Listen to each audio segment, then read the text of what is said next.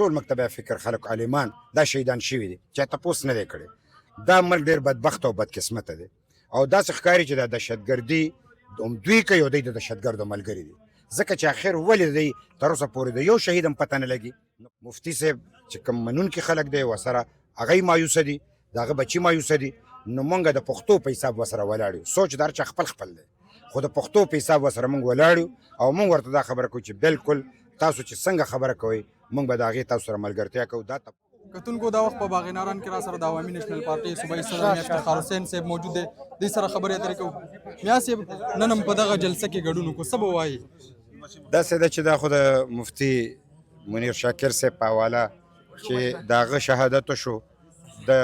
حکومت د طرف نه ډېر غفلت شو هېڅ تپوس یې ونه کړو د دوی تسلي ونه شوه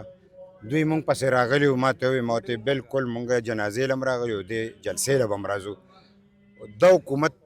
لکه چې ماشوم جړلی نو مور پی نه ورکوي زمونږ دا حکومت ډېر غافله دی دی چې کوم دی د بل شهیدانو اډو قدر او په عزت پوهېږي نه اوس چا مړ کړی په کار دی چې د دې پته ولګي چې کوم مړ هغوی خلک گرفتار شي د دوی د کور والا چې کوم دی نو تسلي وشي داسې هېڅ خبره نه شوې د بدقسمتۍ نه زمونږ په دې ملک کې لکه چې څنګه د دلته آرمي پبلیک سکول ذکر شو په سوونو ماشومان شهیدان شو داسې د باچا خان د قافلې 1200 شهیدان شو داسې ډېر خلک په دماکو کې مختلف خلک مکتبه فکر خلک که وکیلان دي که استادان دي او که دغه رنګ سرکاري خلک دي او که عام خلک دي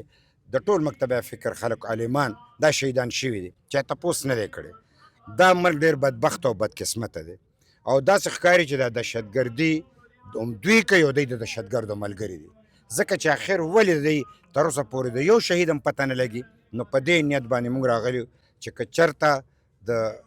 مطلب د مفتي صاحب چې کوم منونکي خلک دی ورسره هغوی مایوسه دي د هغه بچي مایوسه دي نو موږ د پښتو په حساب ورسره ولاړ یو سوچ د هر چا خپل خپل دی